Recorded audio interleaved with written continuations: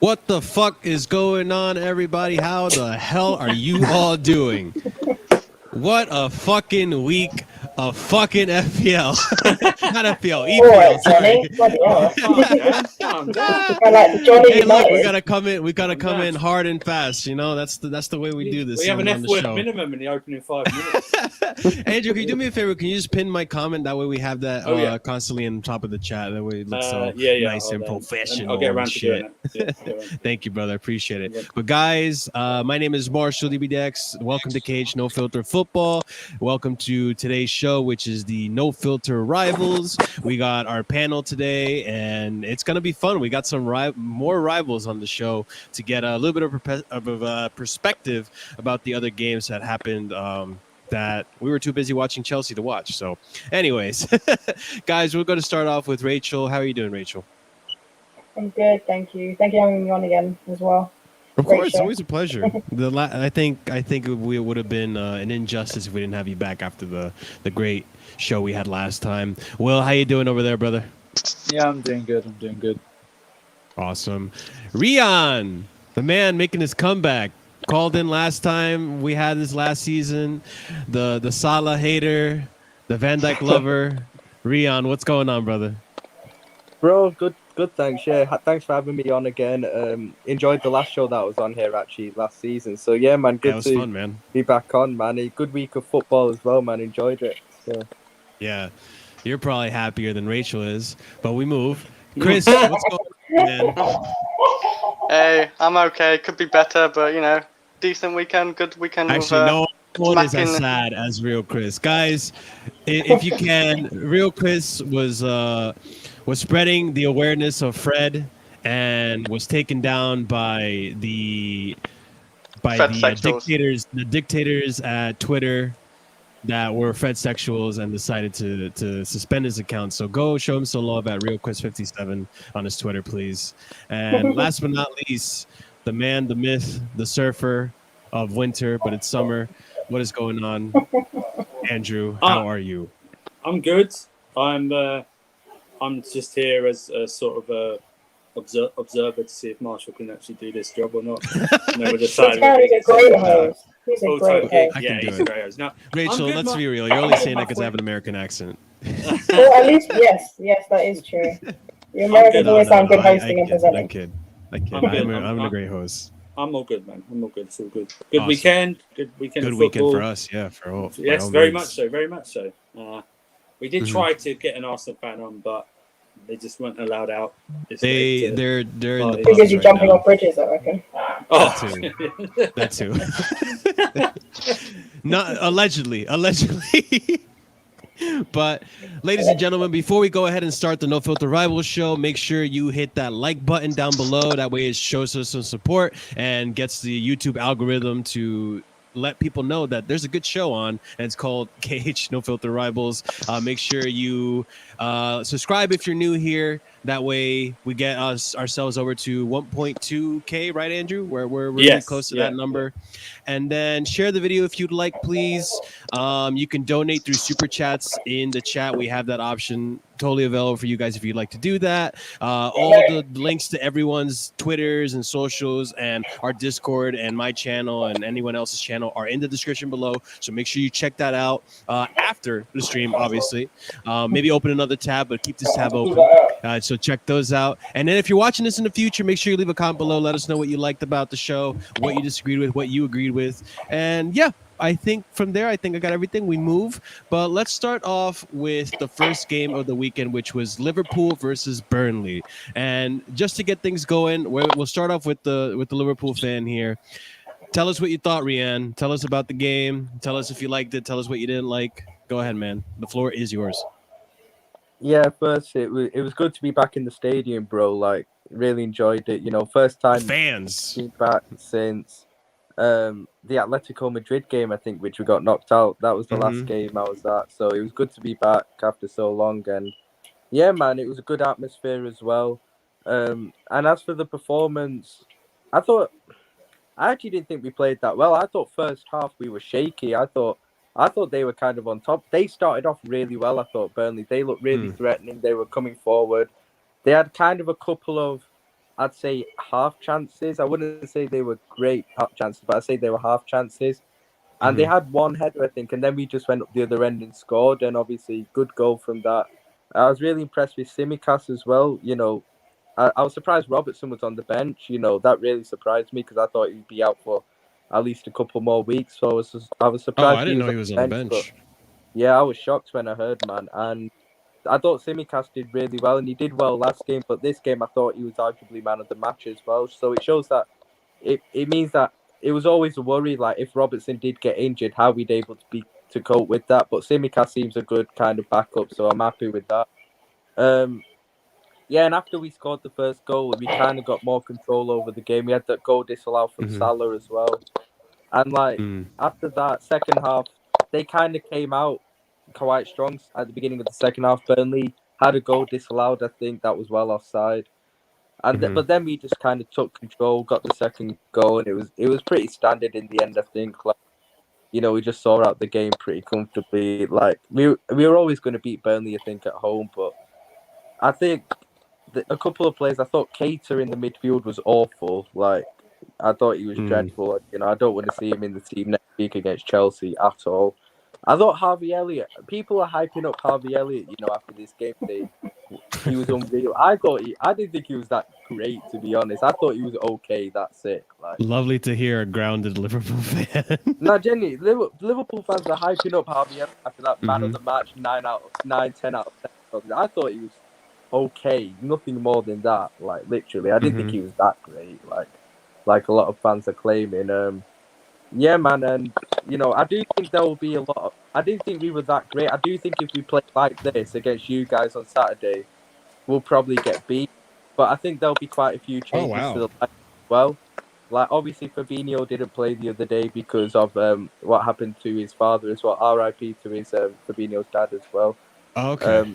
And I've heard R.I.P. R.I.P. from Fabinho's father as well. Apparently passed away. I've heard as well. So, yeah, R.I.P. Both Fernandinho and Fabinho's fathers as well. Yeah, Brazil's going through it rough right now. Definitely. And obviously that's why Fabinho didn't play. I thought Henderson had a decent game as well, first game back. But obviously there'll be quite a few changes, I think, for the team when we play you on Saturday. I think if Fabinho's in all right state of mind to play and he's okay to play, I think he'll start. I think Thiago will start, and I think Firmino will start ahead of Jota. I think even though Jota's got two goals in 2 games, he's not played well at all in both those games. You know, he's been very poor, and you know, when he's not scored, he's been like playing with 10 men, and you can't afford that against Chelsea on Saturday. Like, and that's why I think Firmino will be more effective for that game. So I think Klopp will pick Firmino, Thiago, Fabinho. Other than that, I think because Robertson was on the bench, he will probably start Robertson on Saturday as well.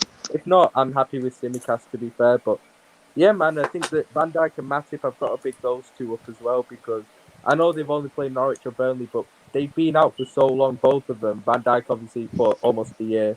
Matip, since about January, he's been out. So for their first game back, I thought they've done really well. You know, it's not easy playing against Wood and Barnes, you know, both of them, big 2 lumps up front, you know, and I thought they handled them really well. There'll obviously be tougher tests to come, especially on Saturday, but I'm very happy with those two at the moment as well. And yeah, man, just yeah, like what you were saying, and we'll talk more about the game later on in the show, that the upcoming schedules for our teams.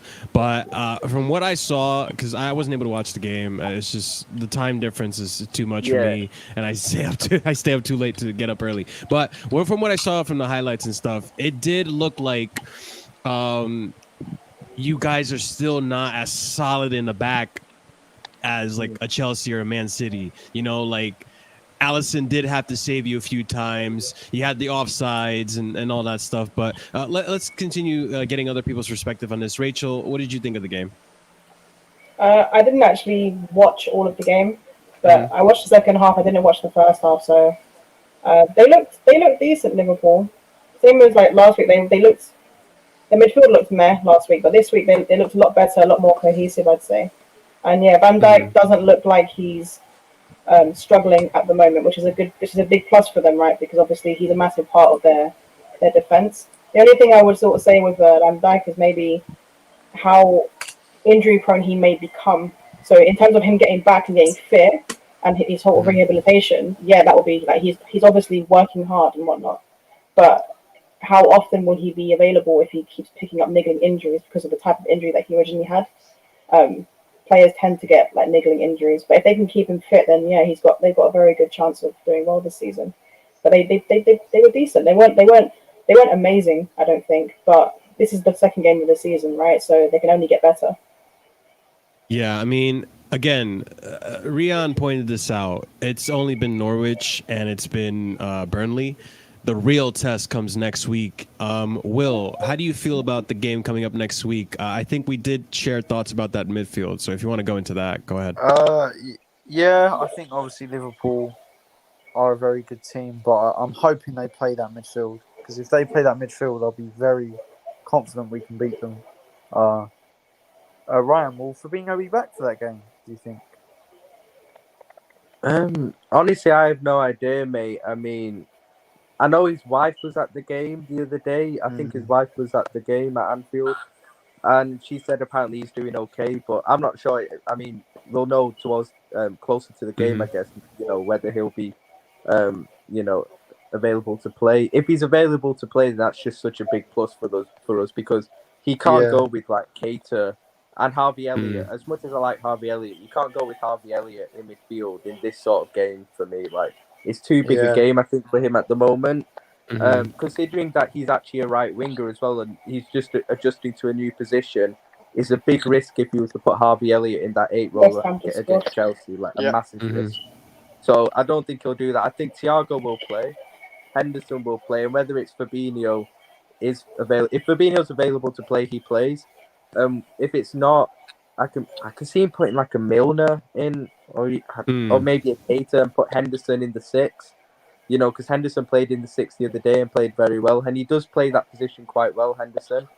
So it just depends. If Fabinho's available, then it'll be Fabinho, Thiago, Henderson, and that's our strongest midfield on paper, to be honest, as well. Yeah. So really quickly, I just want to update everyone watching.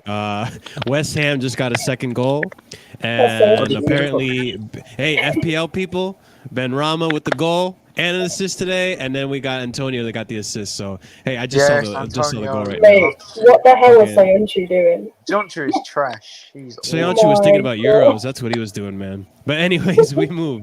Real Chris, what did you end up watching the Liverpool game? What'd you think of it? I did actually watch the game. What'd you come out with? I even jumped on Hussam stream. I'm going to talk about. I don't think you guys talked about this, but Mane, I thought like shockingly bad. I don't know what's wrong with Mane, but he is missing chances in that game. Mane was like that last season too. Yeah. Mane was having a shocker last season. This season, he doesn't seem to be picking things up. So I don't know what's happened with him. He was missing chance after chance. He did score, but it took him a fair few chances. So I actually thought he didn't do too good in that game. In all fairness, as well. Burnley is Burnley. Like they're never really going to score. The only time they looked threatening, I thought was when they hoofed it from their own halfway line, and Alisson almost fumbled it. Like if you guys saw. Like he fumbled it and it went behind him and it went out for a corner. It was the offside goal as well. Yeah, it was so close to being an own goal actually. And what's it called? I don't know how Jota gets a free header between all those tall defenders. He's like 5 foot, nothing. I don't know, but he just wins a header and puts it in, and that amazed me actually. But like, in all fairness, like Liverpool did have a bit of shaky moments, but like it's only Burnley, and Liverpool hate Burnley because they don't really get a lot of goals. So I understand why Liverpool don't like him, want him relegated and stuff. But Burnley and Burnley to me, they're nothing too special. But Liverpool got the result, I would say.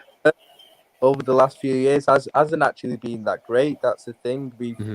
They ended our home record last season, obviously. I think they drew with us this season. Oh yeah, that's true.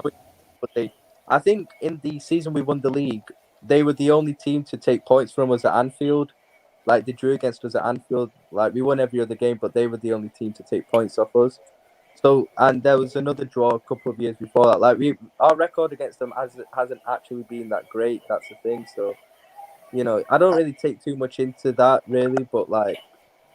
I don't like Burnley, to be fair, just the way they play, man. It's just Because when I hear some of you guys, you want him relegated, you hate him. Salah as well. Yeah, Hussam hates him. Salah struggles against Burnley. Salah's got a really He's got poor goal captain- scoring I should have record. remembered that. I captained him for my fantasy. I should have. Yeah, I remembered forgot about it too. Wait, Yeah, you I did that? am. You're a Liverpool fan. You should have known that. I should didn't have captain mate. remembered. I should have I'm a remembered. Salah hater as well. I expect better from you, Ryan. Wait, who's a Salah here? Rion apparently doesn't rate I don't Salah hate that him, I just much. think he's- Wow, you're a Liverpool I fan. just think he's very overrated at the same time. I don't think he's a bad player. Andrew, you're shaking your head. That's new Do to you me. agree? What do you think of Liverpool so far? Are they intimidating to you, or do you think they could be had at? Yeah. I don't know. This is a new obsession that now some fans that you have to play scintillating, fantastic football from the first game of the season, and I don't subscribe to that. Liverpool probably had the same sort of performance like we did, where they knew they were better than the opposition and just did enough without having to exert themselves. I do agree that Burnley did have a few chances, but so did Liverpool. I mean, I think Alisson had to do. I think there were a lot of saves by Alisson, but the only one I can really remember that I thought he pulled off a worldie or did good was that one deep into second half, like last 10 minutes. I will say this: I discussed it with Ryan last night on Sarcasm C. Salah in the second half. It's just taking shots. After he went 2-0 up, he got so greedy, honestly. He got Like very he's just shooting greedy, from ridiculous angles. Yeah, That's Honestly. true. Salah does get greedy. He does. He got that. But Yeah. you know, I don't fear them because I don't respect them. I don't fear them because of Thomas Tuchel. I don't fear them because of what he's done for us and what he's done for this team and the confidence he's put into our team and the fans. So, it's going to be a fascinating battle on Saturday. Fascinating tactical battle, which we'll discuss on Wednesday. The preview. But yeah, I thought Liverpool were worthy winners and did what they had to do without being scintillating, which they don't need to be. So. Yeah, I think on Wednesday we'll definitely have like a more in-depth preview from the Chelsea side of it. But we'll discuss a bit of the game and the fixtures coming up and what to look out for and what's interesting at the end of the towards the end of the show. But all right, so yeah, in my opinion, look, I think that like I said, I think that defense could be had at. We'll see, because then again, you have Liverpool. Listen, all it takes is Mane to get a consistent run of form, and he's dangerous. Because that's the thing that happened last season too. Mane had so many opportunities to score for the team, and he had Werner syndrome. That's all I'm going to say, man. I'm going to call it Werner syndrome. But it's true. It's true. Listen, the truth hurts, man. I'm sorry, the truth hurts, but. If anything, you could say Werner had Mane syndrome. So either or, whatever toots your horn. But yeah, like I think if Liverpool can get all cylinders of that attack firing, not just Salah, then they can compensate for what that shaky defense is. Because right now, I think Van Dijk is just getting into the game again. It's going to be very interesting to see how he, faces with Lukaku next week. But it's just that midfield, man. Rion, that midfield, I'm not really convinced, man. Like, Henderson, good, all right? But Thiago, like, I don't know, man. I saw Thiago trying to be cocky and do his no-look passes. And if Burnley had better finishing and Alisson didn't make that save, you would have been 2-1 in the game. You would have conceded the clean sheet because of this man being stupid on the ball. But we'll talk more about it towards the end. We move on to the next game. Next game was, let's see, Man City giving good old Billy Gilmore a spanking. 5-0, 5-0. Look, I'm not gonna lie to you guys. Norwich are shocking me right now. I know they're a championship team. They won the championship last season, if I'm not mistaken. I thought they would put up more of a fight against Man City and against Liverpool. Like, I really did. Like, they have, as far as I'm aware, they have better teams and they have a better squad and players than the teams that got promoted. But they're getting their asses pummeled, and I can't explain it. Like, I don't know what's up with that. But Andrew, what'd you think of the game? The Man City Norwich game. I don't know if you ended up watching it. Yeah, we watched it. few of us watched it together. Yeah, it was. I don't know, man. I think that was a pass score for me. They always thrash Norwich, Man City. They always thrash them. You know, with Norwich no striker even. Yeah, with no actual striker. Thought Jesus had a good game for once. Sterling got on the score sheet. Jack Rodwell, I was about to say, sorry, Grealish. Jack Grealish. Rodwell, you know. Jack Grealish scored that goal it bobbled off his leg, but I loved his celebration. So shameless. He was so shameless. Yeah, it was so shameless. It was beautiful. It was beautiful to see. But yeah, they were. Listen, they weren't even really out of first gear, but they still banged in 5. I mean, that's what they're going to do. That's what they're going to do to most teams. I think this, especially bottom half teams. And this is without a striker and without Kevin De Bruyne as well. So, and without Foden, stuff like that. But yeah, I can't remember Norwich even doing anything in this game. I really can't. It was a dominant display, but I expect that. So, you know, let's see what if they go on a run and get the striker, then we can talk about it. Yeah, I mean, if we look at the game, like, I know I said Billy Gilmore and all that because we're Chelsea fans, but if we had to be real, like, if from my perspective, I don't think the midfield was where Norwich had issues. I think everything that Man City came in and shot at them with was from the wings. Like, they just the left back and the right back at Norwich were just total ass. They could not defend. They couldn't stop Bernardo Silva from coming in. They couldn't stop Raheem when he came in. Mahrez, like Jack Grealish, like they just, I don't know. I think it was too much for them. Rachel, what did you think of the game? I mean, clearly it was too much for them, actually. Yeah, business as usual. Yeah, I mean, it's like Andrew said. You know, Manchester City against the smaller teams, you expect them to win 4 or 5-0. Just they don't need a striker to beat those teams. They just rip them apart, and then they score happens. Basically, I think the real test for City is when they start playing the bigger sides, because what we saw. So Arsenal. Well, maybe I think they'll destroy Arsenal personally. I think so too. After what I saw yesterday, Arsenal are just we'll speak about them, but I think Man City, the real test will be against you guys. Even against us, because they always struggle against us anyway. And then obviously against Liverpool, because they do struggle against Liverpool as well at times. I think the small teams will just be minor. Maybe Leicester might pick up points against them, but the small teams they'll just deal with them because they're Man City. They're too strong against those teams. They don't need a striker for it, but they will against the bigger ones, I reckon. So, Rian, I want to ask you this. Seeing as you've seen how your team played against Norwich and seeing how you've seen Man City play against Norwich, and Man City are like, you know, the team to beat this season, and you guys obviously want to compete for the league.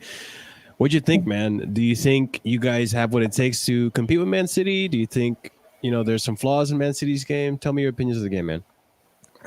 Yeah, I think with Man City, I always felt last season, whilst you got to give them credit for winning the league so comfortably, I think they were the best of a bad bunch in a way last season. There were games where they weren't that convincing, and I do think they need a striker. And I think, they were always going to beat Norwich. That's one thing with City, like, especially when they're at home to a team like Norwich, they're always going to batter that side. Oh, did we lose Rian? Quick, someone print screen. Face. Is Ryan there? Rachel was so quick to it. Ryan, are you there? All right, Rian, when you come back, we'll get back to you. But Will, let's go to you, man. What did you think of the game? It didn't even look like City were trying. They just literally walked past them. Yeah, really. I mean, Grealish didn't really try for the goal, did he? Yeah, Grealish didn't even mean to score. He sort of bounced off the knee, and he did. He celebrated like he probably celebrated more than Kai Havertz did when he scored in the Champions League final. But they could have won by more. I thought they had a goal disallowed in the first half, which shouldn't have been disallowed. I thought that was a soft foul. Yeah, City it's classic City against small teams, as Rachel said. You know. Do you think? Yeah, I know we're talking about the striker dilemma that they have right now, which I don't even know if it's really a dilemma. But do you think that this performance by Jesus was convincing? Absolutely not, to be fair. I think Jesus technically is not an awful player, but just not good enough for Man City, and he's not a gunman. He's not like a Harry Kane or a Lewandowski. Mm-hmm. So yeah, I think he'll be dropped quite soon, Jesus. And you He's not a see, striker, you though. know, yeah, he's more of a winger actually, isn't he? Yeah. Oh, Oh, Yeah, I mean, he looked more comfortable. Yes, my team fuck Leicester scored. Leicester. Fuck. Tiller Was that Smith. Yes, Tielemans, if you have him in your team. in my draft. Who Oh, scored? fuck's sake! Fuck's sake! I'm pissed off at that. Anyway, but I mean, it's It's West Ham's defense. You know, they're not too solid back there. Which maybe Zuma will help out. So Zuma. They'd be lucky to have Zuma. I think they have a cape waiting for you over at West Ham, man. But How does it get through there? That's so. Oh, I don't know. It's so bad. I haven't even seen it yet, guys. But I blame Declan Rice. What the no, fuck is don't do Rice that, real doing? Chris. Don't do that. You'll get your other account suspended, man. But anyways, Again, this YouTube real channel Chris, suspended. you're probably happy about your freaking Gabriel Jesus being the only one carrying your team right now. Yeah, I watched the highlights of it, but that's about it. Yeah, like I was saying, it's City. To me, they had to make an example out of Norwich after losing to Tottenham. They can't go down, like, smash it. They have to smash the next team. Like, they're probably pissed off like they lost to Tottenham. So, to me, they had to make an example out of Norwich. And Norwich, to me, are a yo-yo team of the Premier League. They just go up and down like a yo-yo. So, do any of us? I want to ask you guys. Do any of us here think that partnership of Stone and Diaz is gonna be only last season kind of thing? Do you think that maybe Pep is trying to fit in Laporte? Because Laporte started, he scored a goal. You know, he's been looking decent. He looked good in Spain during the Euros. Do you think that maybe Pep is trying to get a Laporte? That's their best partnership. Diaz Do you guys and think Laporte that? Anyone is their else best, think differently? Yeah, it's their best partnership. No offense to Stones. Stones is good and he's consistent, but Laporte is so much more of a talent and what's the name? Stones. I don't know what you guys think about, but like Laporte and Diaz is their best. I don't As, even think as defenders, they are, I think. As straight up defenders, but John Stones is actually quite good on the ball, and that's what Pep likes. So it's okay to have John Stones alongside one of Diaz or Laporte, because it's a combination of good defenders and someone who's good on the ball. I think John Stones is good on the ball, to be fair. But I agree, like, Diaz and Laporte are the best defensive partnership in terms of how solid they can be. And it should probably be the sort of partnership they go for in bigger games, where they need to be more solid, I would say. Yeah, Rian, what do you think before Mo Salah comes back and takes your Wi-Fi again? about Man City? Yeah, I mean, that's one thing you can't knock Man City. You always know that if they play Norwich at home, they're going to absolutely batter them in it, with or without a striker at the end of the day. But I still got question marks over them. It's the way against Tottenham. They missed a lot of chances in the first half that a Kane, for example, would have put away. But I thought second half, they looked pretty toothless in the second half against Tottenham. That's what I'd be worried about as a City fan, is they look pretty toothless without a focal point. I don't think Ferran Torres is good enough to lead the line for a whole season for a title-winning team. He's still too young. Especially this They season. need Gabriel Jesus, right? Exactly, definitely not Yeah, Jesus either. So, they're not going to get away with it this season because you've got a stronger Chelsea team and a stronger Liverpool team with all the players fit. So, I think with City, they do need a striker, but you know what it is with City? There is a flaw in them where if they go 1-0 down, they don't react well from it. If you look at their record, even from last season and previous seasons, when they go 1-0 down, they struggle to come back from it. And you saw that against Spurs, and in the Champions League final, they struggled to come back from going 1-0 down. If City go 1-0 up in the game, then good luck to the opposition because they'll just end up pamming you. But if they go 1-0 down, they don't really react well to it. So I think that's a flaw. If they don't get a striker, I don't think they'll win the league because I think Chelsea and Liverpool, providing we keep a lot of our players fit like Van Dijk, I do think our strongest 11 more than matches Manchester City's, if you get what I mean. So I do think if we keep our strongest team fit, we can win it over Man City. Now, before we go on, is it Rian or is it Ryan? I don't mind. Just call me Ryan. That's what. All right, Ryan. All right. Freaking John. dickhead sends in the damn. All right. I think it's more Brian, but Yeah, call him Just call him Brian. Rye. Call him Brian. Yeah, call him Brian. In my opinion, though, Be right. like I was saying, I think like I said in the last stream, I really think this is just Man City easing into the season. You know, they do start a little shaky. They did lose that result against Spurs, like unfortunately for them, right? But I think once Pep gets that partnership in the back going, which right now it's up in the air. It could be Diaz, Laporte.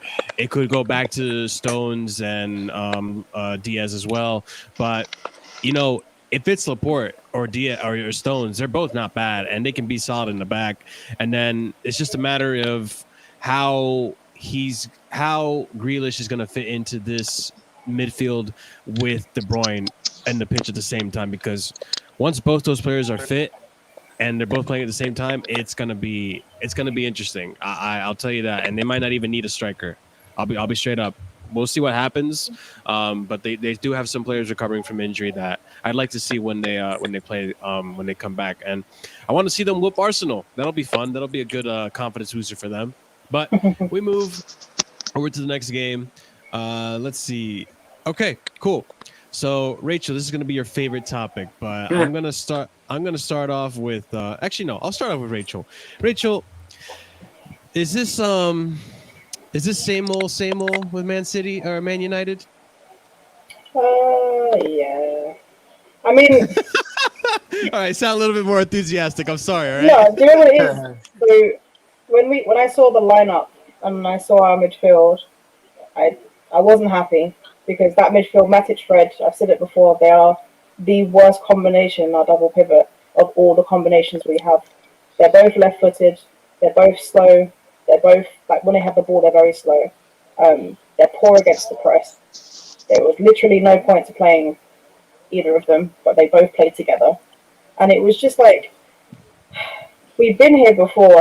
Our worst performances last season were against Crystal Palace, and it was against Leicester in the FA Cup. And those two started, and they literally destroyed us. Like, they literally played against us in those games. And then he goes and plays them when Van der Beek is sitting on the bench, who's actually good against the press, who will pop the ball off and won't hold on to it for too long so that players can close them down quickly. He would have just popped it off, and he would have helped build up the play and link up to our attack. Like, our attack is very good. We've got very good attacking players, you know, but they're not useful if you can't get the ball to them. So I don't understand what the point of playing Matic Fred was. I think that was the big mistake, to be honest with you. And to add to it, they both had probably one of the worst games I have seen them play in a very, very long time. So just to add to the fact that they're not good together, they also perform abysmally, especially in the first half. It was such a joke. I mean, Fred, I don't know what he was doing. I don't understand him as a footballer sometimes. How is it that for 10 minutes you can look semi-decent, and then for like 20 minutes you've never played football in your life? How is it possible that these players behave this way? It doesn't make any sense. And then you've got like Martial. I'm tired of the whole Martial thing. I know like it's his first game back for a while, but if you're not match sharp and you're not, you know, that great on the ball because you're rusty, at least get about the pitch a little bit and try and close the ball down and just try and win the ball back. He was walking. He wasn't doing anything. So what kind of confidence does that give to Man United fans when they watch him play and he's walking around not doing anything? It doesn't matter how much of a baller you are. You have to do something. You have to get about the pitch, at least put an effort in. So I'm tired of that as well. And our defence wasn't good either. I don't know what's going on, but Maguire and Lindelof in that game just weren't good. They just weren't at it at all. And Bruno was crying all game. So, you know, just horrendous, really. Poor Bruno. Hey, listen, Ryan. At least you're beating the bottom half of the table again. All right, you know you don't have that issue anymore. But real Chris, I want you to just let it all out, man. I know you have a lot of frustrations about some Brazilian name. I'm more frustrated at the French sexuals, you know. You know, those people. Don't get our channel suspended, but go ahead and have your say. The Fred sexuals need to hear this.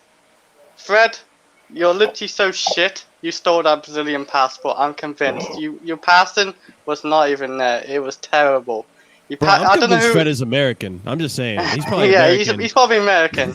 He's probably American. He's somewhere. He's somewhere unknown for footballing. You know, like not as popular. He's not Brazilian. There's no way. Posting YouTube channels, to be honest. That's what he should. I don't know who we tried. Yeah, I don't know who we tried passing to, but it's such a bad pass, and it literally got me suspended.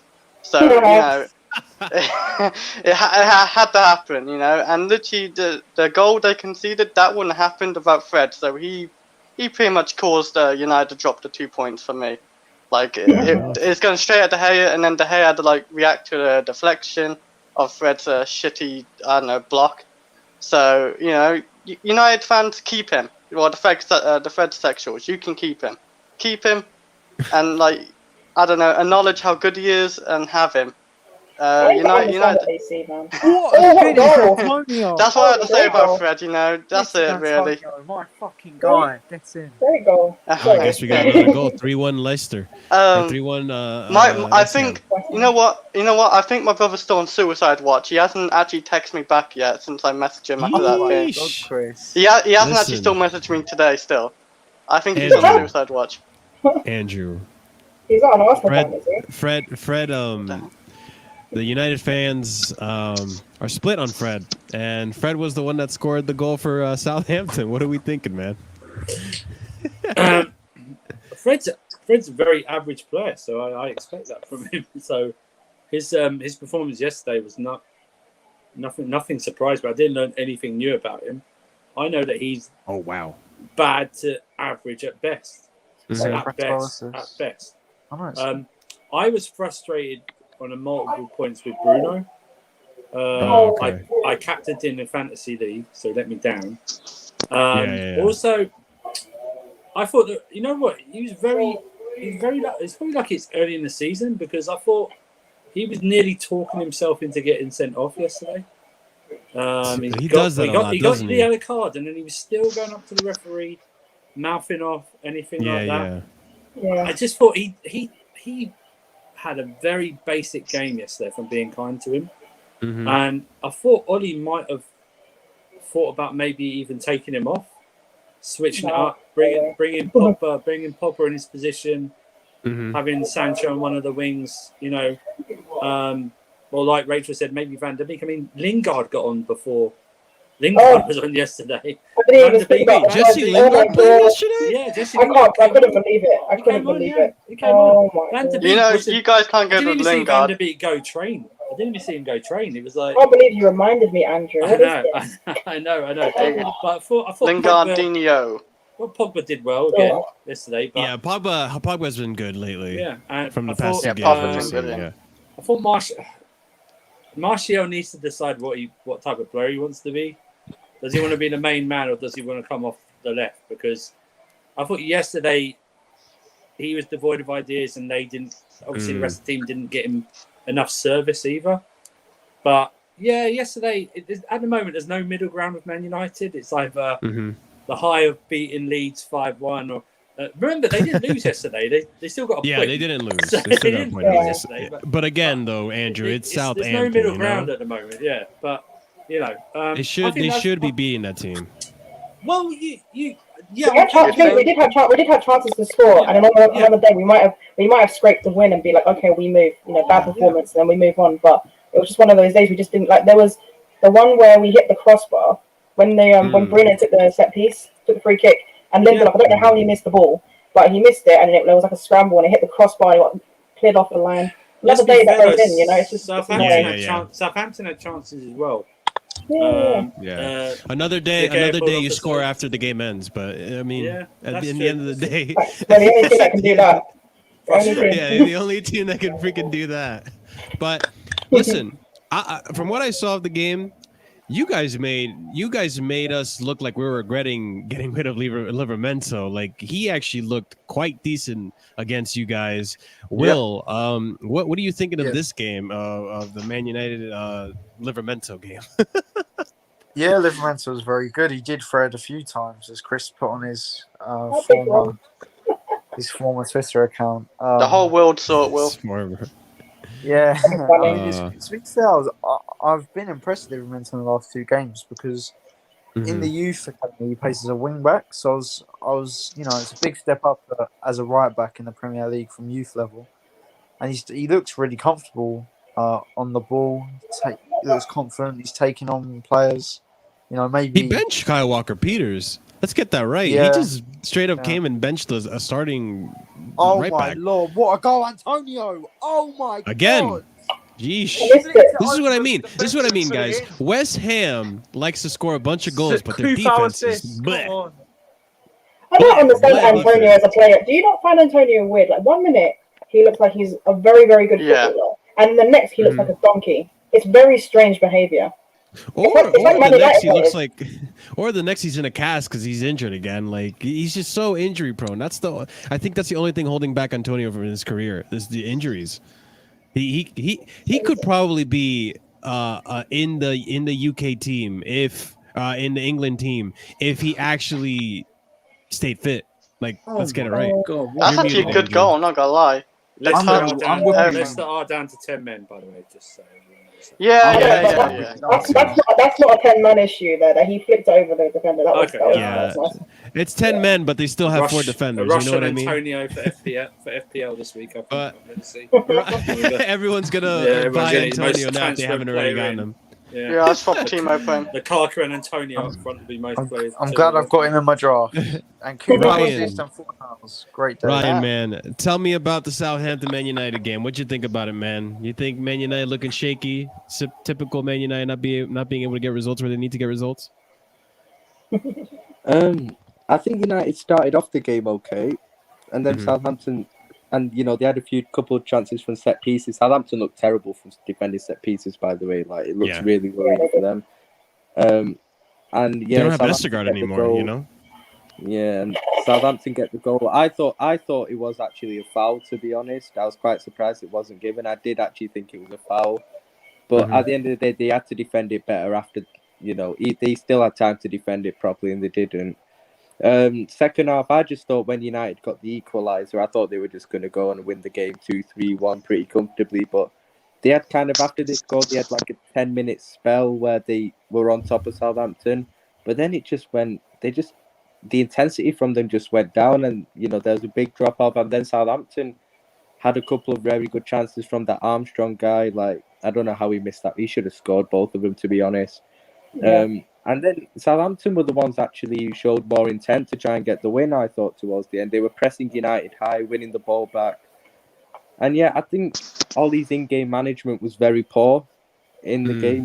The fact that I thought as soon as you got the equaliser, I thought you'd then bring on Sancho, but you bring on McTominay when you need a goal. And I'm like, what are you doing there, man? Like, at the end of the day, like, as for Fred's an interesting one because I actually don't think Fred's a bad player. I think he's actually a good player on his day. But you're trolling. But yeah, you know what it is with Fred though? When he's bad, Ryan, it looks really bad. Do you get what I mean? When he's had a bad game, it looks horrible. When does he have a good game? Like actually, like a good game where you thought, wow, he had a great game. I don't think when we play against teams like City who dominate the ball, and his job is solely to win the ball back and then just pop it off to someone. He does what he has to do, and he's not asked to do anything more than that. He's fine. Like he's functional. But the problem is when we're asked to be the more progressive team, he struggles because he's not the most progressive of players. And to be fair, Ryan, on your point about McTominay was fine to come on the pitch. The issue was Lingard, because what he did was he brought McTominay and Lingard on, and obviously Sancho. That was our 3 substitutions. So our midfield was basically like. So we brought Pogba back into the middle, played McTominay, Pogba, and then Bruno, and then put Lingard on the left when Pogba was playing well on the left. What you should have done is brought on Van der Beek with McTominay, had Van der Beek as the link-up man, and just told McTominay just to be disciplined. And then if we control it, then he can take a shot or something. That'll be it. I'll be honest, I really don't understand why you guys even got freaking Van der Beek. I really don't understand. He gave him to Chelsea. We need a midfielder actually for depth. We'd actually use him as well, I feel. Even if he's our 4th choice. Chris, you got smart on that. I got what? Because Pogba's playing on the left at the moment because Rashford's injured, and Pogba, is on form simply because he's just playing further forward, in my opinion. Obviously, it showed that when Ollie brings on like a Lingard and Sancho, that Pogba got moved deeper. Are you worried that Pogba's form will go down when Rashford comes back because he'll just put Rashford on the left again and just drop Pogba deeper as he used to do, kind of? No, I hear that. I don't know, the way I see it is if Pogba is on form and Rashford comes back, then Rashford has to take bench. I don't think Rashford comes in and starts throwing. I don't think he should. No, he shouldn't though, because at the end of the day, he's coming back. He's not going to be match sharp, and we don't know how his recovery is going to be going. We don't know how he's going to come back and what form he's going to have. But if Pogba's playing well, you shouldn't be dropping him, because Pogba on form is a problem for everyone. So he's a player that shouldn't be dropped. But yeah, Ryan's right. Like, there's a good chance Oli will take off Pogba or put him into the middle and basically stifle him again, and then play Rashford, and it could be a problem. But I hope he doesn't do it, because I think Pogba on the left has been really good for us. And he doesn't deserve to be moved around because to suit other players who haven't been playing. It doesn't make any sense. He's been through that enough in his career at United. Let him play and let him have fun. Mm-hmm.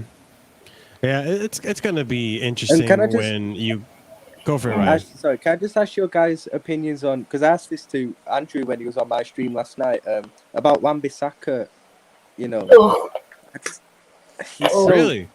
I just think he's he's too technically poor, man. When I just watch him, he's just. Manchester United are trying to win titles, and it's Wan-Bissaka at right back. Like, like listen, I'll be honest with you, and this might be a little bit of a controversial thing, but I'll read the super chat first. Rico, thank you so much for the super chat, man. $2. Rico, Van Dijk getting those cheeks clapped by Big Rob. Rico, maybe. We'll see. That's going to be interesting. We'll talk about that later. Can someone ask Andrew to dance again, please? No, let's move on. We'll see what happens. You more than $2. You more than $2 for that. In my opinion, and this is going to be controversial, I rather have Alex Wan-Bissaka than Trent Alexander-Arnold in my team. Who's Alex Wan-Bissaka? Yeah, Aaron, Alex. I don't even know his name. Adam, don't even know his name. Freaking Amy, like, I don't know. It sounds like I'm it. close to removing you for that statement. Yeah, but listen, kicking you off. I just look, he doesn't provide much in the attack. I get that 100%, and that's what Trent is like specialty in, right? But I'd rather have someone like Aaron Wan-Bissaka, who is much more solid in the defense and can provide you a solid because let's get it right too. In this day and age, freaking every team plays through the wings. Like, most teams play through the wings. The wings is such an outlet for a lot of teams to play. I think having someone like Aaron Wan-Bissaka be solid in the defense and not actually have people come through his side of the defense as often as other teams. Like, let's get it right. Against Burnley, bro, there was a few times that Burnley came in right through Trent's flank, and you have Van Dijk there just to protect them. I don't like that. I'd rather have this defensive solidity, which is why I like Reece James, by the way. I'd rather have the defensive solidity in Aaron Wan-Bissaka than the attacking output of Trent, because you can make up for the attack by putting someone in the midfield who's better in the creativity, or someone in the wing who has good creativity. I don't think you can make up for defense when it comes to the right back position or the left back position. So that's just my opinion on Aaron. Can I just say something about that? So when you're asked to dominate a game, so when Man United are playing against most of the teams in the Premier League, we're going to be the ones who dominate, right? So why would we literally limit ourselves on that side of a player who has poor decision making, who doesn't have the best quality on the ball in terms of crossing or passing, and even defensively, he's good 1v1, so he's very good against dribblers, right? You put a dribbler against him, they won't get past him. That's Wan-Bissaka for you. You put him against a player like an inside forward who's a bit more intelligent with their movement, and he struggles because he's not very aware. And there's also the fact that a lot of teams are starting to play this diagonal ball against us because they know he also can't judge the flight of a ball. So yeah, 1v1, he's good. He's very good 1v1. Probably the best in the world 1v1. But when people say he's defensively solid, it's not true. He's not defensively solid. He's good at one aspect of defending. He's not good at all aspects of defending, and he's average in attack. He's literally poor in attack, and he's average at defending overall. But yeah, I agree. 1v1 defending, he's good. But everything else, I don't think he's very good. Fundamentally, he's got so many issues. Okay, so let me ask you that. If let's say Aaron gets hurt, right? Who comes in for him? You guys don't really have anyone else, do you? No, we don't. That's why we need a right back as well. They can have Fred at right back.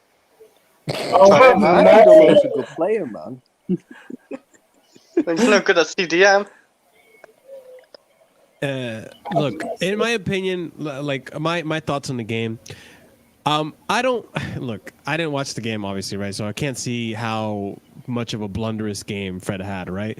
But if I'm looking at that own goal, I'll be honest with you. Like people say, me, Fred got unlucky, whatever. No, in my opinion, if you had N'Golo Kante in that position or Jorginho, they have a much better tackle than Fred. Fred's tackle was lazy, if you ask me. It was just simply, let me put my foot in the way and hope he doesn't, deflects or whatever. If you see a Conte in that same position or a Jorginho, they're throwing themselves at that ball.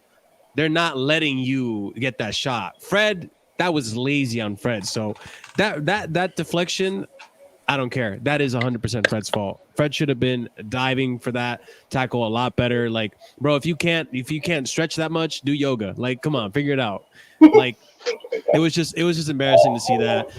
Good on Mason Greenwood to get that goal as well. Like, he is looking good. He is developing into a good striker, and I'm starting to see it now. Like, he's doing good. I'm just worried that once Cavani is fit, Ali is going to shift him to the right and Sancho to the left. And then once Rashford's fit, it's going to be, he's going to be benched if he doesn't keep up this form, obviously. So, I mean, hopefully he keeps up his form. He stays in the team based on merit and he develops into a good striker that he's supposed to be. But all right, let's move on to the Spurs-Wolves game.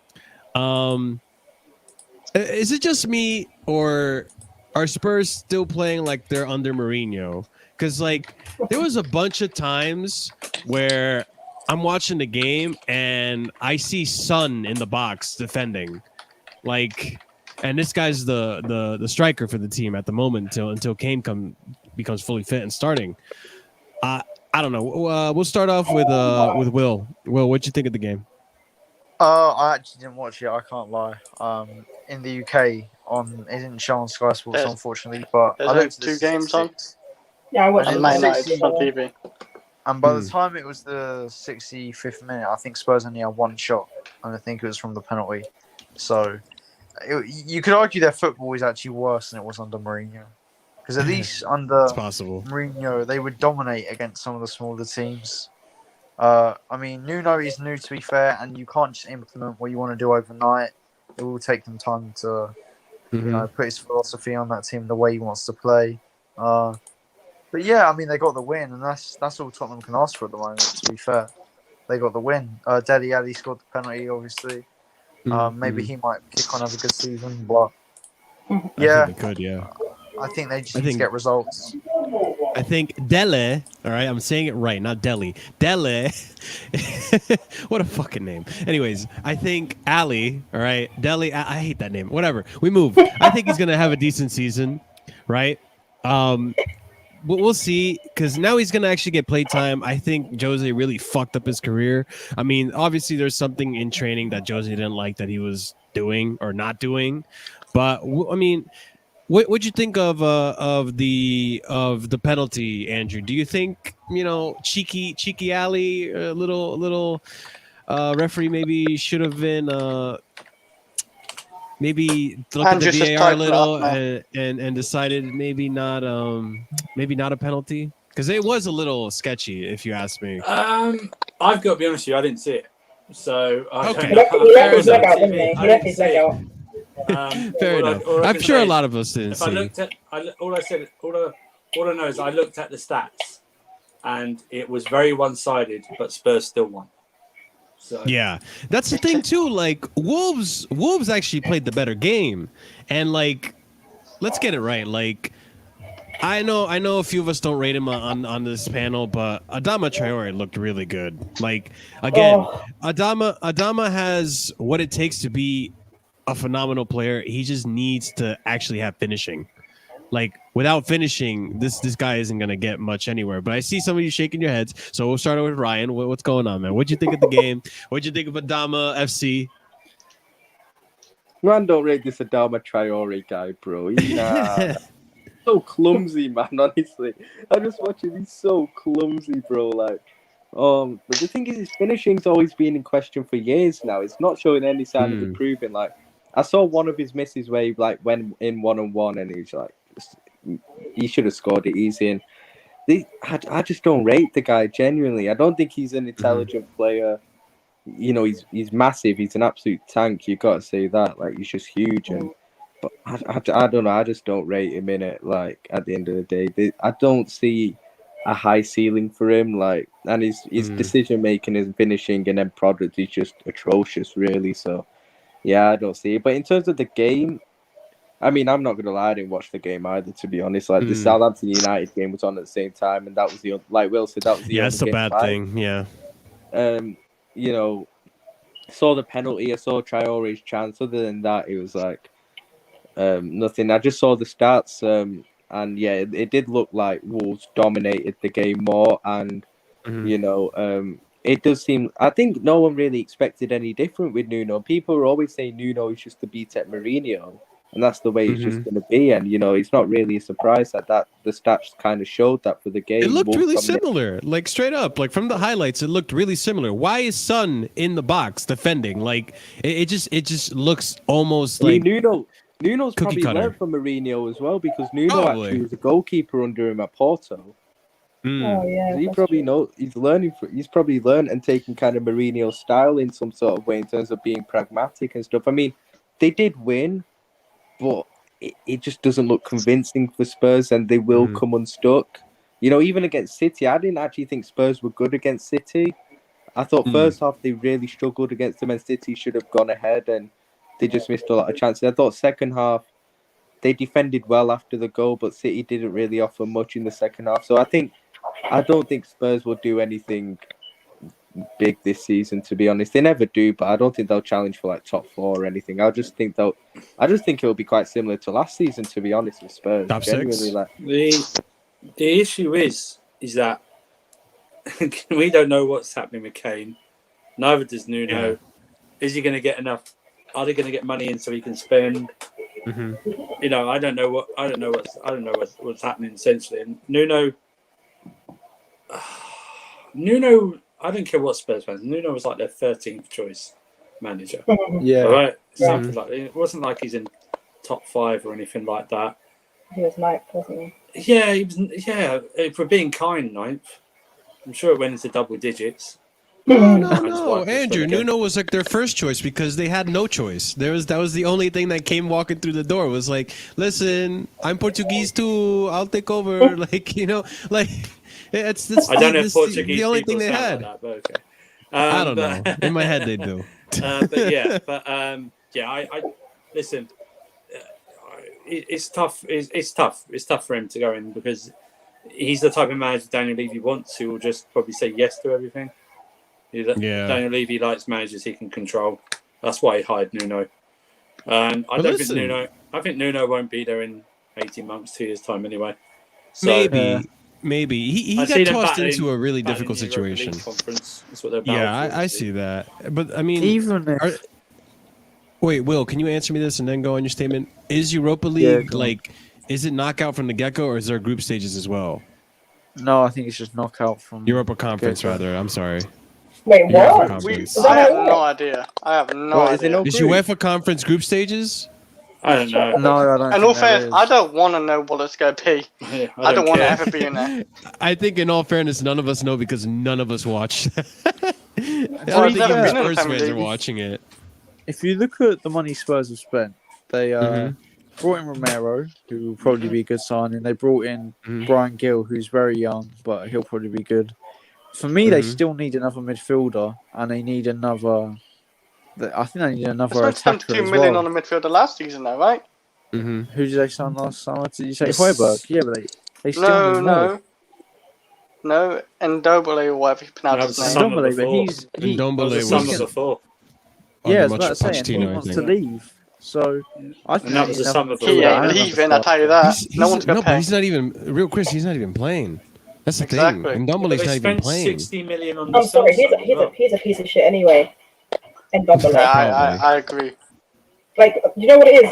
People were saying that, Jose was the one that was the only manager that had a problem with him, but Poch didn't play him, Mourinho didn't play him, Ryan Mason didn't play him, and now Nuno. At this point, this is a problem. This is an Ndombele problem. This isn't a Spurs problem. It's Ndombele. And I don't care how good you are. Like, if you've got a problem, an attitude problem, and he generally seems to have one, and coaches are refusing to let you play, different types of coaches with different management styles, then I think there's a problem there. That just get rid of him. There's no point having him there. He's a waste. He's just a waste of space at the moment. So Rachel, I mean, we Yeah. move on to this. I know you didn't get to watch Adama Traore put Tanganga in a spliff, but what you think I watched of? the game. I had 2 Oh, screens. you watched the game. Oh, you saw. Yeah. Oh, okay, all right. You were probably paying more attention to that game than you were your game. But anyways, what'd you what'd you think of the game? Like, what was it? Was Spurs really that defensive, or were just the Wolves really attacking that much? Did they? I mean, from what I saw, Trincao also looks good. Like they actually have a decent attack. Yeah, I think so. Wolves controlled the game. Spurs looking to hit them on the counter, very similar to how they played last week against City. Difference is they were playing against Wolves, and Wolves were actually Wolves had the same issue as City. Like Wolves had chances where they probably could have equalised or even gone ahead, but they just weren't finishing. Like what's it called? Raul Jimenez had a couple of chances where he probably should have done better. But overall, like it was the end. It was just the final ball. And let me tell you about Adama Traore. What his problem is? That is 2 games in a row now where I've seen him 1v1 with a keeper and not score. This guy has issues. Okay, like he's literally a headless chicken at this point. He can run. He's got the Vaseline on his arms. Like cool, he has a Vaseline. People slip off of him when they try to defend against him. But who cares if he gets the ball at the moment? He doesn't seem to do anything with it. He does all the difficult part. He dribbles and he runs with the ball, and then he just does nothing. What's the point of him? Spurs trying to get him as well. That's embarrassing. They already have Bergwijn to do that. Why do they need him as well? Yeah, I don't know why Spurs want Adama when they have Bergwijn, Kane's gonna come in, Son's gonna come in, then who else do they have? Lucas Moura, they have. Lucas Moura, exactly. They have Lucas Moura. How are they gonna fit Dele Alli? And then there's Ndombele as well if he ends up playing. And there's depth in that team, and I don't know. Nuno's got dude. I feel like Nuno got put in a really tough situation, and I like Nuno. I don't dislike Nuno. He's a Spurs manager, but I think Nuno deserves a little better than the situation he's in right now. But yeah, I think Rachel, you said it spot on. I think this team. Real Chris, actually, I didn't go to you. What did you think of the game? I don't think you watched the game. You watched Man U, didn't you? He'll be back Right, in a few minutes. Okay, that's what it was. Okay, but yeah, I think they did create a lot of chances, and it's going to be really, really interesting to see what's going to happen after January when they have supposedly Neto is supposed to be coming back in February. Who knows when Podence comes back? He's been training. He's doing his own training, not training with the team. And Podence, when he's in that team, he's really good too. It's going to be interesting to see what happens to that team just because they do need to be more clinical, just like you said, Rachel. They do create a lot of chances. Maybe Adama doesn't finish his dinner, but he also is dangerous on that wing, and he does create chances. And I don't know. I think Wolves have something that they could work out, but I don't know. Nuno has to figure out the situation with Kane. Get Kane going, get him in that team, figure out the tactics that you want to play and the type of football you want to play. Because right now, I think everyone's happy that Mourinho's gone and all, but I think we're back to square one with Spurs, where it's very similar football to Mourinho. Not gonna lie, it's just a different person, a different Portuguese manager. So we'll see how long it takes until the Spurs fans start complaining about that and wanting him sacked again. So we'll see. But all right. We're gonna move on to the good old main event from last night. Oh man, my favorite Belgian striker getting his debut goal. You love to see it. You really love to see it. To start it off, Will, talk to me about yesterday's game against that team that team that just got promoted. Apparently, I mean, I think I almost lost my voice when Lukaku scored that first goal. I can't lie. I was very excited. Yeah, it was. I don't think we were at our best by any means. I thought it was just a professional performance overall. Went 2-0 up and just coasted through. Nothing special, but it's the second game of the season. Like, there's nothing. We can't really overreact or over-criticize because there's players getting back into gear. Kante wasn't back. We had to play Kovacic, who's, been played a lot recently, probably overplaying, to be honest. Yeah, we've agree. got players to come back. Like Chilwell will probably come back as well soon. But you know, I think we will probably challenge for the title this year. I don't know if we'll win it, but yeah, I was impressed with a few of the players. I was impressed. Lukaku bullied Mari and Holding. Thought Mount created some good chances, and Reece James obviously scored and assisted. So yeah, I'm looking forward to next week. It'll be a good challenge for both teams that want to challenge for the title. Yeah, it's gonna be fun. We'll get more into that into the next game right after we talk about the game. But real Chris, Yes. yesterday you were happy. I think Yeah, all of us happy. were happy. Reece looked like prime Roberto Carlos right in the wings. I knew you were going to say that. doing his thing. Kieran Tierney too, because I know Will said like, Lukaku bullied Holden and Mari, but he kind of bullied Tierney too. Like it took 3 defenders to get like Lukaku like somewhat tamed, and they didn't even tame him really. Yeah, that's what And- gave That's what James gave so Reece many- all that space. Yeah. That's what I was going to He say, looked yeah. phenomenal. That's what's so good about Lukaku as Mhm. well. Like that's why we needed someone like Lukaku. He can occupy. I was saying before, maybe 2 defenders, but he can do 3 defenders by the looks of it sometimes. Like, and that's the beauty thing about our formation as well. What will help? Like Lukaku may not always get goals, but like he's got to occupy defenders. The wingers occupy, like say if it's Timo, he's got to occupy someone he always does, and Kai Havertz or Mason Mount, he's got to occupy someone. And then that's where the wing backs come into control, and that's where you saw in Reece James. He got a good crossing, he got a goal. He celebrated in front of the Arsenal fans. Yeah, no fucks given with him, I say. He gave the good yeah. old shush. And then you got a typical Arsenal fan bottling throwing a bottle like at Reece James. Reece James is standing still and I he saw still that. missed. So it was a good game, and you know what? It's a sign of champions to me. I will say it, not like Will. I will say we're winning the league this year. We're signing champions. When we beat Liverpool, you'll see it, Will. Oh, real Chris throwing smoke, about to get his other account suspended. Anyways, Andrew, if you're there, Yeah. let me know. Yeah, Chris, let at me know least what you I thought have an about. I have a Let account. me know. It's just let very me small know now. what you thought about your favorite player, Marcus Alonso, and the rest of the game, man. Well, if you want to know that, you can look back at our video yesterday for a bigger review. Yeah, there so you I'll just go. make it brief. Very good performance. Didn't have to get out of first gear. It's like an old school Chelsea performance, 2-0 up against a poor bottom of the half table team. Arsenal dead, fans dead. Lukaku, easiest debuts ever going to have. Pablo Marie, apprenticeship in football is over. Reece James, after 13 minutes, tore Tierney apart. Apart from a wonder save, should have been 3. We could have. That was like a boxing match where the overwhelming favourite hit their opponent really hard, knocked them down in the first half. That was like one of the early rounds, and then just toyed with them for the next 10, 12 to make it just It's men against boys, wasn't it, Let's Andrew? just we were bored. Yeah. And our bench, I'm not joking, if you looked at our bench, every single one of them players could have got into that Arsenal first. Fucking N'Golo Kante. Every came out single as a one. sub. And that's without Pulisic. Even on the bench. So, Yeah. very good You'll have performance. to see it. Same as to Liverpool. Very confident, very dominant without exerting ourselves, having to be spectacular. And that's what I want. If we can do that already,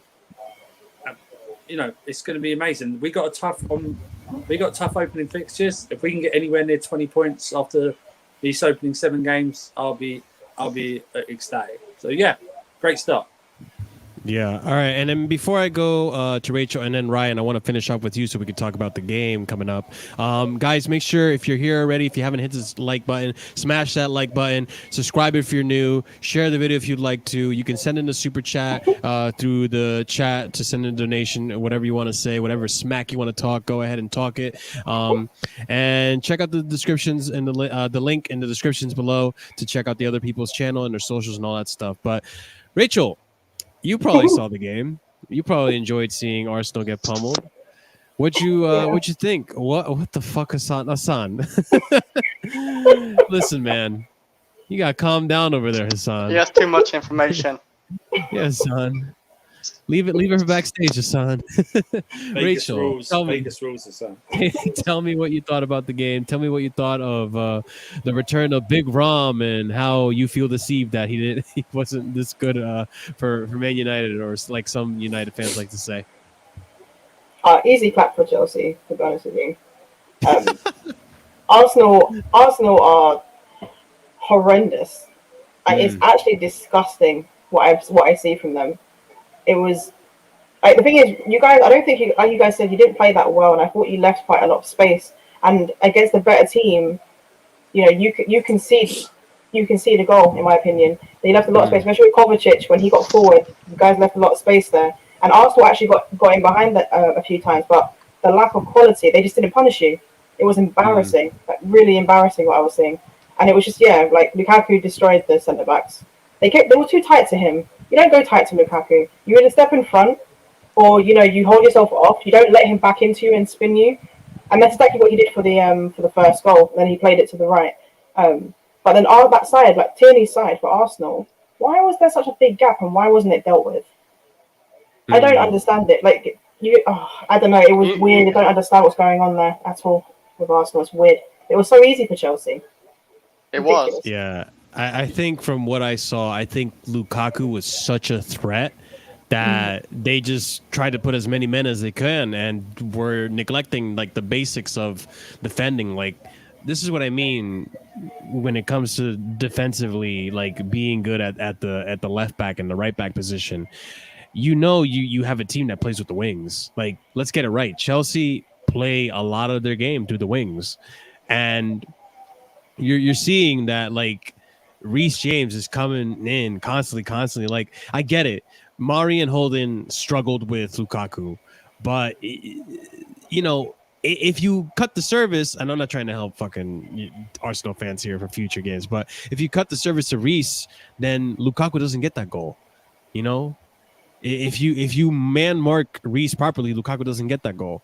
If you man mark Reece properly, Reece doesn't get his goal. So Tierney is the one that worries me in the attack most of the times when we face him, because he ends up having a Dani Alves type of performance against us. But listen, I'm just glad we pummeled him. The fact that Lukaku came into the team and just immediately slotted right in, like he's been in the team for ages, and just looked dangerous. Like, there were so many times where he just received the ball and all of a sudden we were attacking. Like, we don't see that with Chelsea. Oftentimes when we're in attacking position, we're either trying to pass it for a good opening, an opportunity around the defense, or we're waffling it in the box and not scoring when we're supposed to. And I'm just so used to that. So it was like a breath of fresh air to see someone like Lukaku just bully defenders and just get in the box and force a chance, making his own chances. You love to see it. So for the game that's coming up against Liverpool, this is going to be a huge test for Lukaku. It's going to be a huge test for Liverpool. It's going to be a huge test for Chelsea. I know people are saying like Van Dijk versus Lukaku, and I get it. That's going to be a fascinating matchup to see. It's gonna be interesting because honestly, I think it was Chris or Will that said this. I think the only people in the league right now that could stop Lukaku defensively, it's probably just either Van Dijk or maybe you could argue maybe Ruben Dias, but Van Dijk, like, just the physicality that Lukaku has is just, you need someone like Van Dijk to defend him. But I think personally, it's going to be a battle of the wings. Like, it's going to be Chilwell and Reece or Aspie, whoever plays on the wing back position for Chelsea, versus Trent and what I'm assuming is going to be Robertson coming back. I would say about the midfield as well. Because that's where they come from, strong normies and midfield. Real Chris, that's the thing though with Liverpool. From what I'm seeing from Liverpool's gameplay, like even last game, both the goals that Liverpool got came from the defensive backs. They always do. They cross a lot. Yeah, I know and that's how they play, and that's what I mean. Like, look, the midfield. I'm sorry, Ryan. I don't mean to be offensive here or take a mick, but let's get it right. Like Jorginho, Conte, like they're gonna dominate that midfield. Henderson is gonna help you a little bit if Fabinho plays. Put Fabinho, Thiago in, man. Thing is about Thiago, he did improve a lot towards the end of last season. So when he played with Fabinho, they looked much better together.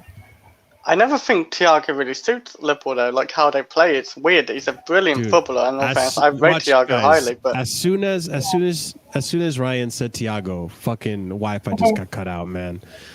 Man here, he did, not respecting Conte and the power of Conte and Jorginho. But when he comes back, we'll continue this debate. But I really think that Tsimikas isn't going to play anymore. As soon as Robertson is fit, he's coming right back into the team because he's too good to not play.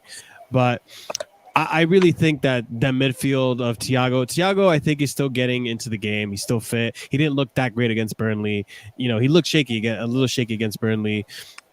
If Fabinho plays, he plays. But is Fabinho match fit either? Like, I think at this point, all of our midfielders are just about match fit. We've played so many games. Like, you have Kovacic who's still playing. Like, he played 120 minutes and he played a full 90 and then he played 70 minutes this game. Ryan is back. Ryan, you got to be careful what players you're naming, bro, because you get that Wi-Fi cut off every time you say someone, man. But tell me, man, what are you thinking? Okay, so how about this? For you, for this game, what do you think is going to be the key for Liverpool to beat Chelsea coming Saturday? Just a quick one on the Chelsea yesterday. I thought Chelsea were really good yesterday as well. Arsenal, like at the end of the day, people said it was a statement put out from Chelsea, like, and a big test pass. At the end of the day, we've beaten Norwich and Burnley. Like, that's kind of the equivalent to what Arsenal are as well. Like, it's not. Like, we have to be honest, innit? Like, that's the equivalent to what Arsenal like. There's nothing in the Arsenal team which is like you fear in it. Like, their attack is dead, their midfield's dead, their defense is dead, their goalkeeper's dead in it. Like you don't fear anything in Arsenal. Like, yeah, Lukaku bullied Mari and Holding, but I'd expect like Origi to bully those two at the end of the day. Like, so like really, it's not that big a. Yeah, like Chelsea were like comfortable throughout. You went 2-0 up. It's a bit, you could have battered them. You had like 2 gears to go through second half. Like, you just relaxed. Like what Andrew said, pretty standard. Didn't really need to overexert yourself second half because Arsenal, weren't capable of doing anything. They're actually pathetic, Arsenal. Right, yeah. Why try? Every time they go for attack, they pass it backwards. Why try against that when you're doing it? I don't get it's laughable. Oh, Arsenal are just pathetic. They're the most pathetic club in world football. I don't care. They're just, how can you go to Brighton with £50 million and not even get their best player? Like, how can they spend the most money and they went for they spend Ben the most White money in transfer now. They went for Ben White and they overpaid for Ben White. Let's get it right too. Ben White had a Lukaku flu. That's what he had. That's why he didn't come. Surprised that Liverpool haven't got Basuma. I think he'd be great at Liverpool. I think he'd reinforce a lot of worries with Liverpool. That's the thing about Liverpool too, Will, and I'm glad you mentioned it. The thing about Liverpool that's not convincing me this season, and Ryan, maybe you can have an input on this, and we said this last game. I feel like you guys haven't reinforced enough. You lost the midfield in probably your best one of your best midfielders in oh my God! Why am I forgetting his name? I don't rate Wijnaldum, bro. Come on, but Wijnaldum was good for you guys. He's a workhorse. But I mean, regardless, though, you lose. I think Wijnaldum was really important to what you guys do, and let's get it right. Like, you have Keita. Keita's talented and all, but is he going to stay fit? Is Milner going to keep up? I'm fed up with Keita, to be honest. It's been too long. He's always injured, but he was dead the other day. He was awful. Like, he's just not gonna. He's not going to make it at Liverpool. He's probably been one of our biggest flops, to be honest, considering how much we brought him. And yeah, he's a talented guy, but I don't know. Maybe he's just not suited to us in the Premier League at the end of the day. And in my opinion, Ryan, your best midfielders, Thiago, Fabinho, and Henderson. Henderson, we know, is injury prone. Yeah. Thiago, I don't know. We haven't really seen the real Bayern Munich Thiago. I think Thiago's going to have a very good season because he did come very good towards the end of last season. Probably one of our best players. And he's very good when he's alongside Fabinho as well. When Fabinho's alongside him, Thiago, Klopp put Fabinho, because it took time for Klopp to move Fabinho out of centre-back. So when he did put him back in midfield, you saw a much better Thiago as well. So I think he'll come good this season. And Thiago's talented. Like you can't knock his quality Yeah. at the end of the day. He No, brings a lot and to I it. don't want to underestimate Thiago. I know I'm taking a piss at saying he did the no look pass and it fucking just landed right. He didn't look to who he was passing to, obviously, and he almost conceded a goal because of that. But at the end of the day, he's still quality. He's a very quality midfielder, and I don't want to underestimate that at all. I But think it's he going to just be needs it's to going to be figure a out the great system. it's going to be a great game, I think, on Saturday. Really good tactical game. I don't think there's going to be a lot of goals in it because I think both teams are very defensively sound. It'll be a good tactical battle, probably the odd goal in it, and a lot of great matches. Van Dijk, Matip against Lukaku. I think a lot of people have really underestimated Matip this season. Like I've always rated Matip so highly, but he's just so injury prone that you never see him. But when he does play, he's so good, man. Like I've rated him so highly. Hey, I was slandering Matip, but he is a good defender. But Christensen's going to show. I don't rate him. Sorry. Christensen is going to show who's the most talented defender on that pitch, apart from Van Dijk, obviously. But it'll be interesting with the formations, how the formations match up against each other. Considering we'll play the 4.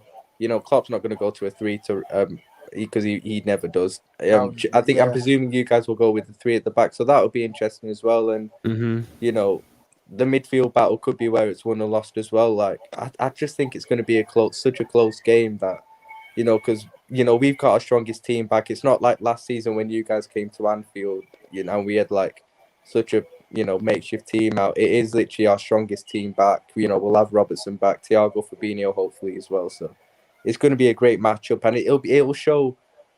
The game will show how both teams will look and how it'll be a big test for both of them, because let's be honest, we both had 2 very good games to start off with. You lot with I think Palace and Arsenal, 2 easy games, and us with Norwich and Burnley. So this is our first big test for both of us, and it's just going to be so interesting, man. And whoever wins, if a team does win, it could give them quite a lot of momentum already at this stage of the season as well. Yeah, all I'm saying, with the depth that you guys have, I think if you guys go 60 minutes without a goal, both teams go 60 minutes without a goal, I think you got to be careful, because we can bring in a Kovacic or an N'Golo Kante from the bench. We can bring in a Pulisic or Ziyech from the bench, who, look, people don't want to rate Ziyech, but he came in for 15 minutes. He looked like he was going to do something. I like Ziyech. Or maybe a Timo Werner or Kai Havertz, whoever's on the bench as well. Look, I think Timo Werner, as much as I don't rate him, I think he'd be very good to bring off the bench for you guys at around 60 minutes. Again, Ryan, I think he's going to start. I think he's going to start because, and I don't know if you guys agree with me on this, but I think there's going to be a 3-5-2. I think he's going to try Romelu and Werner, because we were trying it in preseason. At Anfield, though. I think so, because I think you can't. If you remember the game last season at Anfield, and even the first game of the season, the second game that the season that we had, where we ended up losing because we were playing rugby instead of football. Yeah. Listen, and Jorginho decided to miss. There was multiple times that, because that Klopp likes to play with that high line, and it's so dangerous because of the speed of Timo. You guys made Timo look so fucking dangerous because of the high line. I think Tuchel's going to take advantage of that. Him and Romelu But then we Lukaku, were playing that high line with Fabinho and Kabak, I remember, against in the second game. And, it is different with Van Dijk and Matip, our strongest partnership. So that could be different still. With Fabinho and Kabak, you got a defender, you got a midfielder in defence, and Kabak, who was just rubbish anyway. So I think I just think it's just going to be such a close game, man. I think neither team will batter the other. It's literally going to be a 1-0 or a 2-1 job if any team wins. I can see it. I think it'd be a 3-1 to Chelsea. Jesus Christ. There's a problem though. Like, if you've got Lukaku in there, who's going to occupy the centre backs. Yeah. If Timo Werner goes into the wide areas and pushes forward, which that's how you get in behind Trent. So Werner will sort of occupy that sort of area. And it's not like they have to mark Kai Havertz, for example. And that's what we're doing with Kai Havertz. It's Optimus Rachel. So. Rachel, you're cutting out a little bit. You're like, no. You sound like an Autobot. Yeah. It's like Optimus. I am Avocado Prime, and I come to you. To be fair, with I agree with Ryan, actually. I think it's going to be. I could honestly see it being a 0-0. I honestly could. It wouldn't surprise me. It wouldn't. It wouldn't surprise me, considering it's the Prem. If you know what? If Jorginho and Kante are on it, I think I'm a lot more confident of us winning. My confidence level rises by a good 30% because for me, Jorginho and Kante are currently, as of now, the best midfield partnership in the world. They're so good. Guys, all I'm gonna say is that look out for Trent. He's on fraud watch, all right? Look out for Trent. I'm just saying, man. Listen, Trent's look out great, for man. Trent. Come on. Look out for Trent. Man's gonna be tripping over his spaghetti legs. But all right, we move. We're gonna let's touch Why do I on need to the relax? game I that need one just. more goal. Let's touch on the game that just passed, and then we'll wrap it up, guys. West Ham. No, attacking I West need to, Ham. guys, I need to dip now. But Yeah, thanks, yeah, Ryan. cheers for it, for having Ryan. me, Appreciate guys. it. Yeah, Thanks good- for being great here, man. show, man. That's what Liverpool Ryan. defense goes say to Sarcasm Lukaku. City. Yeah, We take look forward to care, hearing from you guys. soon, man. Thanks, you Ryan, later. mate. Appreciate it, bro. Yeah, make sure you guys check out his socials in the description Yeah. below and all that. Sarcasm But- City TV. Sarcasm City TV. There you go. Yeah, check him out, man. He's I like him. He's a Liverpool fan. I actually like him. He told me he doesn't like. Who do you like, Rian or Ryan? Which one do you like? Right. Listen, guys. Just call him Oh Brian. yeah, Alex Let's- Wan-Bissaka. Let's just. John What's the Stone table is look my like? favourite. John Stone. Why are we Guys. looking at the Why are we looking at the tables? There's 2 games have gone. Listen, West Ham are in first. They have 8 goals between 2 games. Yeah, but they we have to conceded talk 3. about. They've conceded We- 3. Yeah, But they scored 8. We got to talk about the fact that they scored 8. They have prime. You have Hey, we fucking scored 5. Antonio Dino at the front, man. Jesus. And Tonaldo. I can't Man believe scoring Antonio- goals for fun. Let's not I do can't- this. There's always a team that starts off Hey. well that you don't expect. Can To I be fair, say I this? can't- I remember I said Manchester United to finish 5th this season, so you know. Chris, It could it's be 2 that. games. Real What are you Chris. talking- Real 2 Chris, talk games, about the real game. Chris. Talk about the game, real Chris. Good Lord, man, real What Chris. game? 2 The games. West Ham. I was kind of watching. Yeah. Yeah, Chris, without. In all fairness, I'm gonna say Leicester got kind of robbed of the red card. I thought it was harsh. He got knocked. He did. He It's got fully knocked deserved, into it. Fully deserved. Fuck Leicester. Why fuck was it Kerry. fully- Let Hang real on, Chris. hang- He asked real Chris. Let real Chris go. It was very harsh, and people actually saying no, it was a red card. Like, and I'm thinking, why? But, like, the guy actually got pushed into him. He's off balance. He's wobbling and falling, and obviously knocked into the guy, and then stood upright because obviously it helped him like get his balance again, and he got red carded. So, I think Leicester is very unlucky with the red card. West Ham got goals. I In agree. all fairness, no, I don't know. I think it's very harsh for me. I just say. Can I say something to you guys? If I was Hang a on. Chelsea player, would your opinions be the same? I haven't seen No, it, but I so don't care. I'm can't tell you. biased. Not seen it. what? I don't Admits care. it. Can I just say, if you want Will to sing, it's going to cost you a minimum of £5 super chat. Oh, Minimum yeah. £5. Yeah. We're not- Especially we're not my your- sore we're throat right We're now. not your clowns, all right?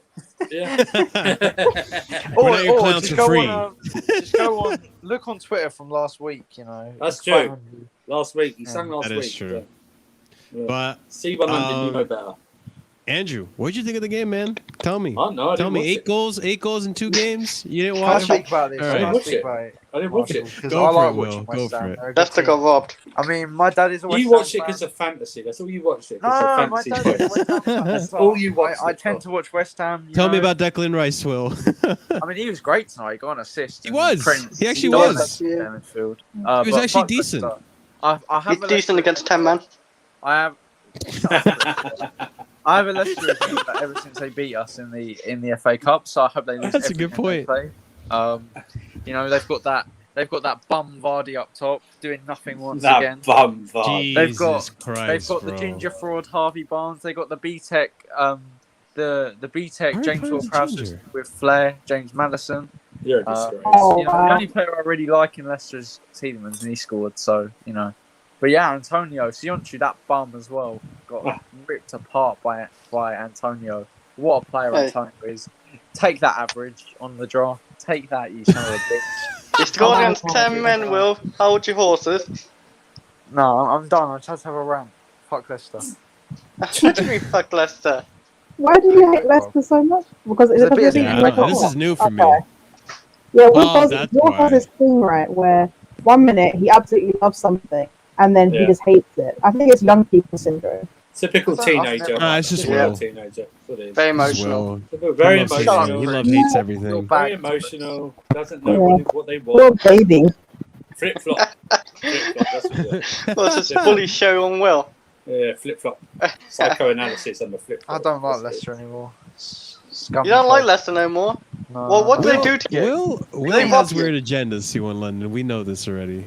He has I strange love my agendas. agendas. And then like watch next week to be like, oh, I'm not going to have an agenda against Leicester anymore. I'm going to move on to someone else. Well, literally say it as well. I've moved Yeah. on. Yeah. I've moved on from Rashford. That's too much toxicity in my life. And you said Bruno as well a couple of years ago. Yeah, Yeesh. I've dropped my Bruno agenda as well because he got me some points. But you know, Yeah, there you go. Yeah, Well, it all It's takes- all all it okay. takes is a little bit of Fantasy. points It's for all Will. Fantasy points. It's all Wait, It's is all that fantasy because, points. Zabacosta has officially joined fucking Atlanta. Thank you, Right. Atlanta. There Give you us some go. money. Loan? Permanent, No. 8 million. Permanently. How much? Was it 10 free? million euros? Wow. 10 million euros or something like that? Marina. I didn't know you guys had it. Huh? You'd be surprised how many players we still have. I could tell you we still had Fernando Torres and you'd believe me. Like, I'd believe it actually. I almost believed it myself. I just said that. Rachel, I know you're running on AOL right now, but let me know. Tell me what you thought of Antonio Dino. I don't know. You're just a little laggy right now. Maybe turn your camera off and on. Or something like that might sort it. No, I think it's just having one of those days. I think Ryan passed Yeah. a disease today. Yes. I don't know. Antonio's just a weird player. For He me. is? He's so weird. Like he just does something spectacular one moment, and then he doesn't look like he's doing a footballer the next. But he had a good game today. To be fair to him, he's just a weird player. He gets goals, and that's what you need, don't you? That's all you ask for. Someone who's got goals. Did you guys see his celebration, by the way, for that second Yeah, it's goal? brilliant. Yeah. He kissed lifts his himself. own You love to see that. I love to see that kind of. You know what? personality. I would love to see that. Yeah, Timo did that to himself. Kisses himself. That'd be Yeah, amazing. he's not gonna get the chance though, Chris, unless he that's does it against Liverpool. Okay, at least we know what Chris's wet dream is now. So It's not a wet dream. Yeesh. Oh my god, it's a Oh, fetish. no. But listen, I think if West Ham can keep Antonio injury free and fit, they could fight for a fourth place finish, man. I don't know. Like they're looking good. I know it's only 2 games this season, Andrew. Calm down. I know you're muted, but I know you're freaking out behind the mute. But listen. Ben Rama, Antonio, and who the hell is in their other wing? Oh my god, I'm having a howler right now. Bowen. These guys, these guys are bound to have a good season. Declan Rice, he has big shoes to fill. Let's get it right. Declan Rice has big shoes to fill right now with all the drama surrounding his 80 million price tag. He played well. He made good tackles. He was offensive. He had an assist today. Like he had a decent game against, let's get it right, a top 6 team. Like as much as you don't want to rate Leicester, like Leicester is a top 6 team. They're in the Europa League right now. You know they're a decent side. On their day, they play really well, and on their day they can fucking beat us at Chelsea. You know, so listen. I don't know what happened to Leicester today. I know it's 10 men, but still with 10 men, I thought that red card was harsh. I thought it should have been a yellow. You can clearly see that. What's his name again? Perez, thank you, Perez. I don't remember his name because I don't like him from the FA Cup game. But anyways, you could clearly see that Perez was tripping and falling, and he was trying to regain his balance and just happened to, land where he landed on the West Ham player. I think it was harsh. He got sent off, but regardless, it's not an excuse. You didn't get a defender sent off. You had 4 in the back. That's not an excuse to concede freaking 4 goals to West Ham. And West Ham is just very attacking right now. We'll see, man. That attack, Souček, Rice in the middle, Ben Rama in the wing, Antonio, Fornals on the other side. Like, they're going to be a team to beat. They're going to be a tough team. People have to respect them. I think they're going to compete, and we'll see what happens. Let's see if they can keep it up. They did it against Leicester. Let's see if they can keep doing it against the bigger teams like Liverpool, us, Man United, and all them. But guys, Well, they got their best player. They're not 10 men, eh? well, they beat Newcastle with 11 men. So like you can't Newcastle, who played dead ball under really. Brazil. Beat it 4-1. It's the 4-2. first. It's just 2 games. Let's get over it. It's 2 games. They're scoring high goals, man. We'll see what happens, Yeah. but they're We scoring haven't goals, played man. Bloody Man City. We haven't played. We've only played Palace and Arsenal. We haven't played the cream of the crop. So Yeah. So that's what I mean. Like next week is going to be a very interesting week for the Prem when it comes to us, at least. Let's see. We got Liverpool versus Chelsea. That's a big one. Man United versus Wolves. I'm sure Man United are going to get a result, but then again, you never know. How do you feel about that game, by the way, Rachel? Well, I expect us to win, so we'll probably draw. Fair enough. You got Tottenham versus Watford. You can count on them getting a result there, and then Man City, you're gonna just relegate Arsenal at this point. So we'll see. Arsenal really good start to their documentary. We'd love to see it. But guys, that's about it for the Prem Talk fucking No Filter Rival show. Yeah, no filter rivals. Thank you guys so much for the show where we discuss Prem and stuff. Not Prem Talk. Freaking EPL gathering. EPL, FPL talk, mate. Thing. Kumbaya football. Oh my goodness. Kumbaya sounds good. Something like that. But guys, thank you so much for being here tonight. Make sure before you leave the stream, smash that like button, hit the subscribe button if you're new here, share it if you'd like to get more people here. If you're watching in the future, leave a comment, let us know what you think of the results, what you think of the upcoming games that are going to happen, and make sure you check out everyone's links down in the description. Rachel's is there, mine is there, Andrew will, and I maybe Real Chris's old and new one. I don't know. His stuff is there. Join the My old's Discord. dead. Join the Discord. We have to start a GoFundMe for Real Chris to get his account back from the French. No, I'm making a new bear one. That's cool. But guys, thank you so much for being here. This is KH No Filter. We'll be back again. Andrew, I think we're going to be back on Wednesday. Liverpool. Are we going to do a call-in? Yeah, we'll do a Liverpool. Probably from Liverpool about Chelsea preview with Collins. 10 p.m. Yeah. Do a call in. So make sure you guys are tuned in for that one. Yeah, make sure you guys are tuned in for that one. Don't want to miss that. It's going to be interesting. Hit the notification bell. Thank you, Andrew. That's very important. Hit the notification bell so that you're notified whenever we go live, because I know some people don't get notified, and sometimes we go live in random days, so you don't want to miss that. Sometimes you don't want to miss the call-in shows if you guys have an opinion and you want to say it. So make sure you're there on Wednesday. But guys, that's it for all of us here and the KH panel. I guess I'll do the typical Kai outro. Hang on. Subscribe to the first XI. So that's the first XI. Is that in the description? Oh shit! No, it's not. I forgot. We'll put it in the description for Rachel's you guys. That's where you can find Twitter Rachel. Rachel's Twitter is in the description below. So follow Devil Avocado. And Devil's Avocado, yeah. And you'll find Yes, Will and Rachel over at the first XI. What was that, Rachel? Someone took the Devil's Avocado to settle. It's pretty unfortunate. Honestly. I mean, I like it. Little DDA. But all right, guys, that's gonna be it for us today. Make sure you hit subscribe, and we'll be your friend. We'll catch you later.